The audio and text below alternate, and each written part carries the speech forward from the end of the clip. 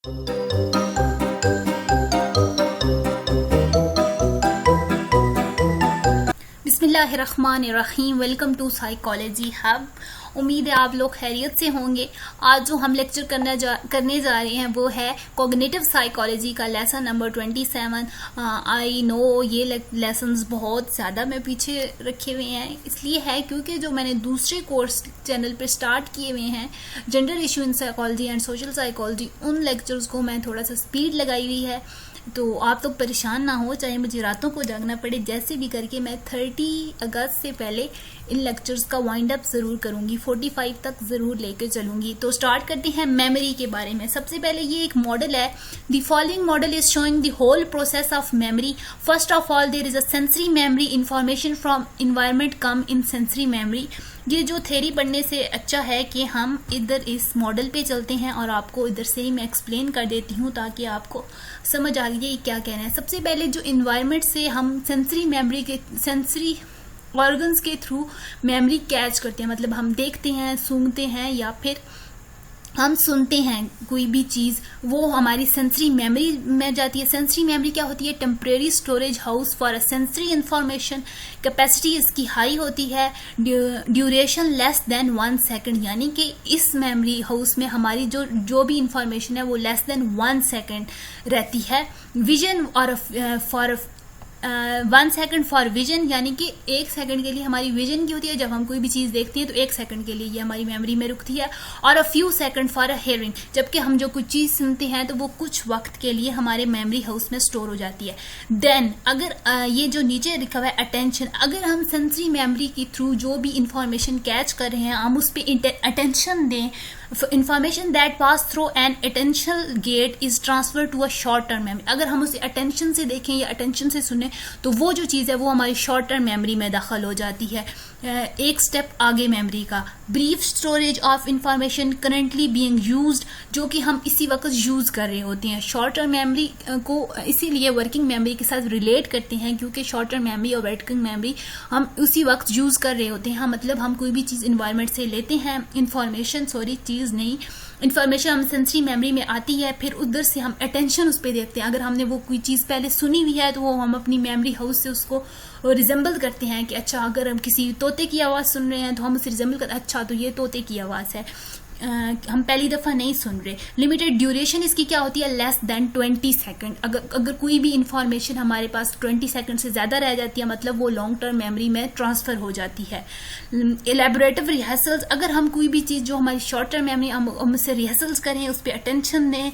Informational subject to elaborative rehearsals and deep processing, for example it meaning and considering as transfer to a long, मतलब long term memory. अगर हम इस कोई भी चीज़ जो हमारी शॉर्ट टर्म मेमोरी में अगर उसमें रिहर्सल्स करें, हम उसके चंक्स बना लें तो वो हमें फिर भूलती नहीं है, वो हमारी लॉन्ग टर्म मेमोरी में ट्रांसफ़र हो जाती है। जो कि है जो लॉन्ग टर्म मेमोरी हाउस कैसा होता है?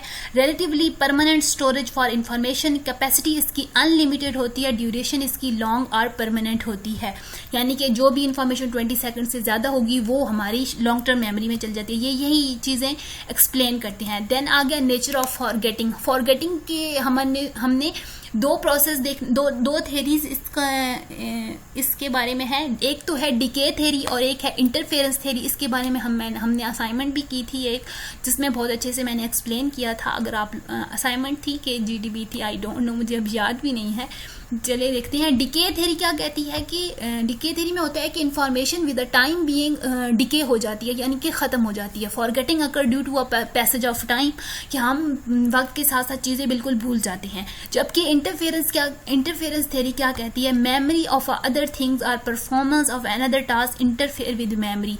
वो ये कहती है कि हम कोई भी चीज़ भूलते नहीं हैं, बल्कि जो इंफॉर्मेशन है वो बहुत सी इंफॉर्मेशन जब एक जगह पर मिक्स हमारे माइंड में जाती हैं या हमारे मेमोरी हाउस में जाती हैं लॉन्ग टर्म मेमोरी हाउस में, तो वहाँ पे वो इंटरफेयर कर जाती है, एक चीज़ दूसरे के साथ इंटरफेयर कर जाती है, वो मिक्सअप हो जाती है, जिसकी वजह से हम भूलते नहीं हैं। वो वहीं कहीं होती है जो कि अगर हम याद करें उसे बहुत ज़्यादा डीपली तो हमें याद भी आ जाती है, लेकिन वो कोई भी चीज़ ख़त्म नहीं होती, बल्कि वो इंटरफेरेंस थ्योरी ये कहती है कि वो इंटरफेरेंस होकर कोई और चीज़, उसकी कोई और शक्ल बन जाती है।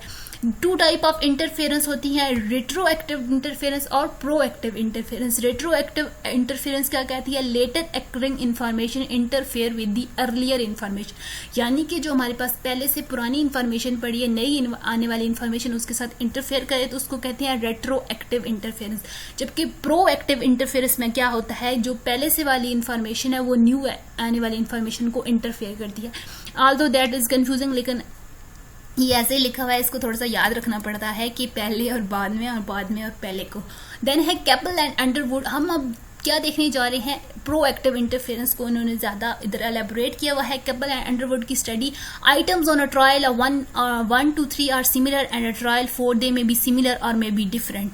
अच्छा, यहाँ पे वो क्या कह रहे हैं? When items are similar they interfere with one another, when they are different they are more readily recalled. This is called proactive interference. यानी कि जब हम एक ही जैसी चीजें हमारे माइंड में एक वक्त में जारी होती हैं तो वो एक दूसरे के साथ इंटरफेयर होने के चांसेस, इंटरफेरेंस के चांसेस ज्यादा बढ़ जाते हैं। जबकि जो मुख्तलिफ चीजें होती हैं वो अलग-अलग होती हैं तो वो इंटरफेरेंस बहुत कम हो जाती है। इसको क्या कहते हैं? Proactive interference. Release from PI यानी कि proactive interference. Wickens, Bonds, Allens conduct an experiment to show the proactive interference. उन्होंने क्या किया था कि they showed 3 number and 3 words. They showed word or number for 20 second interval in experiment। अच्छा, उन्होंने एक एक्सपेरिमेंटल ग्रुप था और एक कंट्रोल ग्रुप था। वहां पे उन्होंने एक्सपेरिमेंटल ग्रुप को क्या किया था कि पहले नंबर दिखाते थे, फिर वर्ड दिखाते थे, फिर नंबर वर्ड ऐसे करके दिखाए। फिर उनसे बाद में पूछा गया कि आपको क्या याद है, तो जब नंबर के बाद वर्ड के बाद नंबर दिखाया गया तो ऐसे डिफरेंट इंफॉर्मेशन थी तो वो उनको याद रहेगी। ये कंट्रोल ग्रुप के साथ उन्होंने किया था। जबकि अच्छा, एक दफा पढ़ लेते हैं क्या है, मैं पता नहीं गलत ना बता रही हूँ। In experimental group after number they showed word and after word they showed number. उनकी परफॉर्मेंस ये थी। कंट्रोल ग्रुप ने उन्हें क्या किया कि showed word after word and number after words. इधर कंट्रोल ग्रुप ने क्या किया कि वर्ड्स सारे इकट्ठे दिखा दिए और नंबर सारे इकट्ठे। उधर उनकी ये परसेंटेज थी परफॉर्मेंस की, सेम ही थी ऑल्दो, लेकिन थोड़ा सा डिफरेंस था। Release from proactive interference. Another experiment was conducted by Gunter, Clifford and Berry. In this experiment यहाँ पे क्या किया था? टीवी न्यूज, एक तो पॉलिटिकल न्यूज और एक स्पोर्ट न्यूज के दरमियान किया गया था कि उनको पहले, अब जिनको इधर एक और बात मैं आपको बताती चलूं, अगर आपको किसी चीज में इंटरेस्ट है तो वो आपको बहुत कम चांसेस होते हैं कि आप उसे भूलें या अगर आप वो चीज आपकी इंटरेस्ट के। ये भी सेम पिछले वाले एक्सपेरिमेंट की तरह है। इम्प्लीकेशंस क्या है? This implication of these experiment interference can be reduce by studying different things at the same time. यहाँ पे वो कह रहे हैं कि अगर हम मुख्तलिफ चीजें एक ही वक्त में पढ़ेंगे तो इंटरफेरेंस को कम किया जा सकता है। Similar things might interfere with each other. Similar things जो है वो एक दूसरे से इंटरफेयर करते हैं, but this is not be confuse with studying which require similar thing to be group together for a better recall.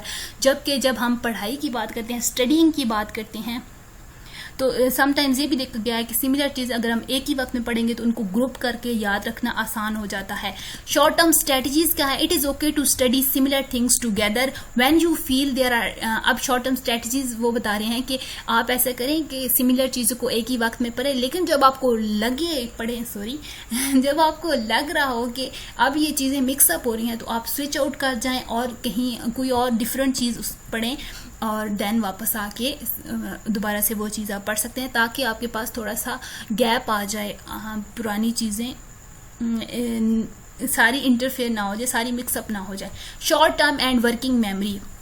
Different point of view is whether. ये हमने पिछले लेक्चर्स में भी बात की थी कि बहुत से साइकोलॉजिस्ट कहते थे कि शॉर्ट टर्म मेमोरी और वर्किंग मेमोरी एक ही चीज़ है, लेकिन बाद इनके बहुत ज़्यादा इनके दरमियान इस बात पे बहुत सी बहस होती रही है, वो हम देखने जा रहे हैं। A different point of view is whether the short-term memory and working memory are same or different. Caleb, Marshburn and Lester said working memory is different from short-term memory. A model proposed by Engel Kane Tuholski suggest not short term memory necessary different from the working memory but it is a part of working memory. यहाँ working memory के Engle's का हम model देखने जा रहे हैं। सबसे पहले उन्होंने कहा है सेंट्रल एग्जीक्यूटिव होता है, वो क्या काम करता है, working memory capacity control attention, यानी कि वर्किंग मेमोरी की जो कैपेसिटी है उसको अटेंशन कंट्रोल करती है। Attention is a part of a working memory. The task of central executive is to achieve activation through the control retrieval, यानी कि सेंट्रल एग्जीक्यूटिव का मेन काम क्या होता है कि वो अटेंशन को बरकरार रखे ताकि हम चीज़ों को याद रख सकें। वर्किंग मेमोरी से उसको मतलब शॉर्ट टर्म मेमोरी में वर्किंग मेमोरी से शॉर्ट टर्म मेमोरी की तरफ उसको लेके जा सके और फिर उधर से mean while long term memory. Another task of central executive is to maintain activation. Another function of central executive is to block interference through inhibition of distractor, यानी कि कोई भी डिस्ट्रक्टिव चीज आ रही है तो उसको ब्लॉक करना भी सेंट्रल एग्जीक्यूटिव का काम है। शॉर्ट टर्म मेमोरी क्या है, central executive move toward short term memory. अगर हम वो अटेंशन को कंट्रोल करता है जिसकी वजह से फिर वो जो चीजें हैं सेंसरी मेमोरी के थ्रू वर्किंग मेमोरी से और फिर शॉर्ट टर्म मेमोरी में चली जाती हैं। In short term memory traces become active above threshold with loss due to a decay of interference. Some traces a pattern it has to indicator of info. अच्छा, traces क्या होते हैं, जो हम मेरे पास मतलब निशानियां, ठीक है, हमने निशानियां बना लेनी है कि ये इन्फॉर्मेशन ऐसी है। Some traces receive further activation by becoming the focus of attention. ऐसे हम निशानियां बना लेते हैं जो जिनको आप जो हमारा फोकस ऑफ अटेंशन बन जाता है। किसी भी एक अगर हम कोई भी चीज़ याद रखने की कोशिश कर रहे हैं तो उसमें से हमने जैसे चंकिंग करते थे उसमें तो हम पेयर्स बना लेते थे मेमोरी के, जबकि ट्रेसेस ऐसे होते हैं कि आपने फोकस एक ऐसा पॉइंट बना देना है जिसको याद करने से आपको सारी इंफॉर्मेशन याद आ जाए। Trace consist of a pointer और a region of a long term memory. Trace is not a part of a long term memory from short term memory. Trace is a pattern, it has indicator of information, मतलब उसके through हम सारी information को recall कर सकते हैं। Grouping skills, coding strategy and procedure for maintaining activation. अब activation को मेंटेन करने के लिए कौन कौन सी स्ट्रेटजीज हैं। Information could be phonological, visual, special, motoric और auditory. Grouping skills, strategy and procedures for maintaining activation are more और less attention demanding on the task and the object. हमने अगर उसे अटेंशन के साथ याद रखने की कोशिश करेंगे तो वो हमें याद रहेगी। सॉरी, यहाँ नीचे चली गई हूँ मैं। The important thing of this model is to give a prominent role to a central executive. इधर सबसे ज्यादा इंपॉर्टेंट रोल सेंट्रल एग्जीक्यूटिव का है, जो कि एक्टिवेशन को बरकरार रखने में हमारी मदद करता है। It is a decision making personality. In Engle's model the prominent role were also given to a central executive. The central executive manage control attention. Capacity model of attention and allocation of attention in working memory can be explored.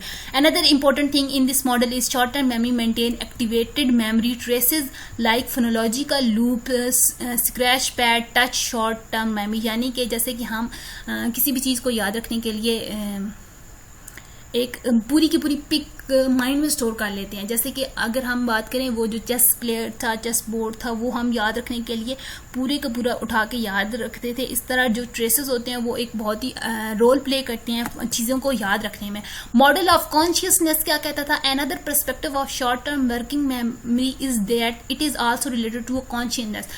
अब आप consciousness और non और unconsciousness तो वाकिफ ही होंगे। Conscious क्या होता है, जो कि हम जिससे वाकिफ होते हैं, हमारी वो थिंकिंग जिससे हम वाकिफ होते हैं। हम कोई भी चीज़, मैं अगर लेक्चर दे रही हूँ तो मुझे पता है कि मैं क्या करी, जबकि अनकॉन्शियस में वो चीज़ें होती हैं जो कि मैं मतलब स्लीपिंग मूड पे होती हैं।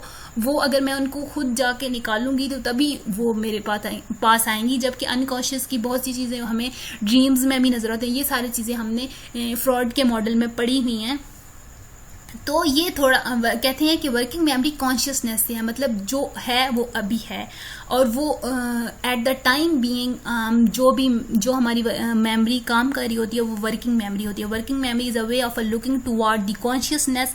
Working memory should rekindle discussion of a consciousness. Short term memory determine the limit of the present, यानी कि प्रेजेंट की बातें जो हैं वो वर्किंग मेमोरी में आती हैं। The psychological time of a short term memory is from 1 to 1 second to 20 second, the stream of a consciousness made up not a past event but on a present discrete time unit. यानी कि consciousness का जो भी concept है वो ये है कि जो है अभी है, जैसे कि मैंने कहा। होप सो आपको समझ आ गया। अगर समझ आ गया तो लाइक शेयर एंड सब्सक्राइब कर दिया करें। आप परेशान ना हो, इनके लेक्चर्स को भी 30 से पहले कंप्लीट करने की पूरी कोशिश करेंगे।